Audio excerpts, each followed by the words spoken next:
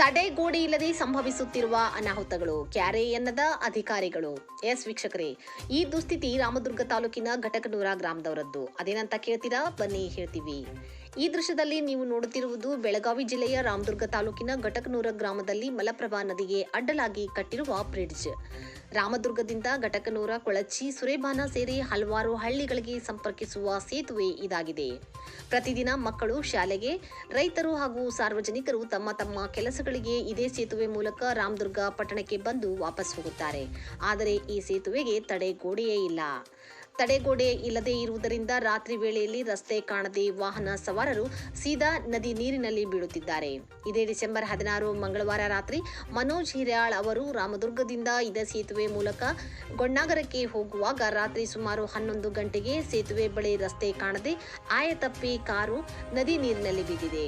ನಂತರ ಮನೋಜ್ ಅವರು ಕಾರಿನ ಕಿಟಕಿ ಗಾಜನ್ನು ಒಡೆದು ದಡ ಸೇರಿ ಬಚಾವಾಗಿದ್ದಾರೆ. ಈ ಕುರಿತು ಸ್ವತಃ ಮನೋಜ್ ಹಿರ್ಯಾಳ್ ಅವರು ನಿಮ್ಮ ಇಂಡಿಯನ್ ಟಿವಿ ಸುದ್ದಿವಾಹಿನಿ ಜೊತೆ ಮಾತನಾಡಿ ಘಟನೆ ಕುರಿತು ವಿವರಿಸಿದ ಅವರು, ನಾನು ರಾತ್ರಿ 11 ಗಂಟೆಗೆ ರಾಮದುರ್ಗದಿಂದ ಗೊಣ್ಣಾಗರಕ್ಕೆ ಹೋಗುವಾಗ ನನ್ನ ಕಾರಿನ ಹೆಡ್ಲೈಟ್ ಸಮಸ್ಯೆ ಆಗಿತ್ತು. ಆದ್ದರಿಂದ ಈ ಸೇತುವೆ ಬಳಿ ರಸ್ತೆ ಕಾಣದೆ ಆಯತಪ್ಪಿ ಸೀದಾ ನದಿ ನೀರಿನಲ್ಲಿ ಬಿದ್ದೆ. ನಂತರ ಕಾರಿನ ಕಿಟಕಿ ಗಾಜನ್ನು ಒಡೆದು ಈಜಿಕೊಂಡು ಹೊರಗೆ ಬಂದು ಬಚಾವಾದೆ ಎಂದು ತಿಳಿಸಿದರು.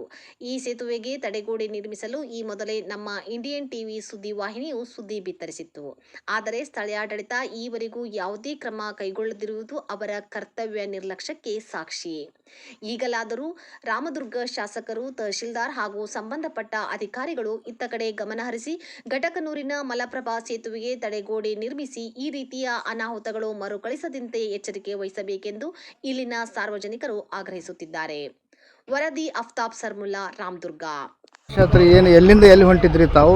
ಏನಾಯ್ತು ಸರ್? ನಾನು ಇಲ್ಲಿ ಗೊಣ್ಣಾಗರಿಂದ ಇದಕ್ಕೆ ಹೊಂಟಿದ್ದೆ ರೀ, ಅದು ರಾಮದುರ್ಗ. ಹೋಗಿ ಒಳಗೆ ಬರತ್ತಿದ್ದೆ, ಬರ್ಬೇಕಾದ್ರೆ ಆಗಿತ್ತು ಸರ್. ಇದು ನನಗೆ ಇದೇನೈತಲ್ಲ, ಸ್ವಲ್ಪ ಲೈಟಿಂದು ಫೋಕಸ್ ಪ್ರಾಬ್ಲಮ್ ಆಗಿ ಇದು ಮುಂದಿನ ಹಂಗಾರು ಫಸ್ಟ್ ಟೈಮ್ ಸರ್ ನಾನು ಬರೋದು ರೂಟಿಗಿದೆ. ಅದನ್ನು ನಾನು ನೋಡಿದ್ದೆ ಅಲ್ಲ ಪೂಲ್, ಒಮ್ಮೆ ಸ್ಟ್ರೇಟ್ ಹೋಗಿ ಡೈರೆಕ್ಟ್ ನೀರು ಗಾಡಿ ಬಿದ್ದು ಬಿಡ್ತು ಸರ್. ಆಯಾ ತಪ್ಪಿ ಬಿದ್ದು ಬಿಡ್ತೀರಿ. ನಾನು ಅದು ಒಳಗಿಂದ ಗ್ಲಾಸ್ ಹೊಡ್ಕೊಂಡು ಹೊರಗೆ ಬಂದು ಈಸ್ಕೊಂತ ದಡ ಸೇರಿ ಈ ಕಡೆ ಮೇಲೆ ಬಂದು. ಎಷ್ಟು ಜನ ಇದ್ರಿ ಸರ್? ಒಬ್ಬನೇ ಐತೆ ಸರ್. ನಿಮಗೆ ಏನಾದ್ರು ಪೆಟ್ಟು? ಸ್ವಲ್ಪ ಅಲ್ಲಿ ಸರ್ ಪೆಟ್ಟಿದ್ದಾವೆ ಸರ್. ರಾತ್ರಿ ಎಷ್ಟು ಗಂಟೆಗೆ ಆಯ್ತಿದ್ದು? ಟೈಮಿಂಗ್ ಆಗಿರ್ಬೇಕು ಸರ್, 11 ಆಗಿರ್ಬೇಕು. ನಿಮ್ಮದು ನೇಟಿವ್ ಸರ್? ನರಗುಂದ ಸರ್. ಈಗ ನರಗುಂದ ಹೊಂಟಿದ್ರಿ? ಇಲ್ಲ, ಗೊಣ್ಣಾಗರ ಹೊಂಟಿದ್ದೀನಿ ಸರ್. ಇಲ್ಲೇ ಪ್ರಾಕ್ಟೀಸ್ ಮಾಡ್ತೀನಿ ಸರ್. ತಮ್ಮ ಹೆಸರು? ಮನೋಜ್ ಅಂತ ಹೇಳಿ ಸರ್. Sir name? ಹಿರ್ಯಾಳ್.